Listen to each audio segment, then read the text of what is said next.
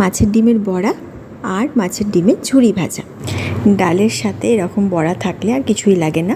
আর মাছের ডিমের যে ঝুরিটা হয় সেটা কিন্তু শুকনো ভাতে খেতে খুব ভাল লাগে। ডিম, তার মধ্যে পেঁয়াজ কুচি বেশ খানিকটা, ধনেপাতা কুচি, কাঁচা লঙ্কা কুচি, নুন, অল্প একটু হলুদ আর গুঁড়ো লঙ্কা আমি দিইনি, আপনারা দিতেই পারেন। সমস্ত জিনিসটা খুব ভালোভাবে মেখে নিতে হবে। জল ব্যবহার করিনি আমি এখানে, আপনারাও জল ব্যবহার করবেন না।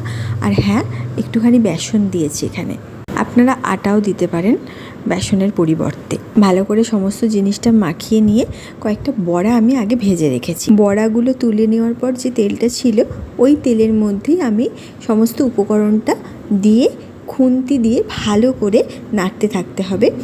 আর গ্যাসের ফ্লেমটা কিন্তু একদম ধিমে আঁচে থাকতে হবে। ব্যাস রেডি মাছের ডিমের ঝুরি ভাজা। মাছের ডিমের বড়া আর আলু দিয়ে কিন্তু একটা মাখা মাখা তরকারিও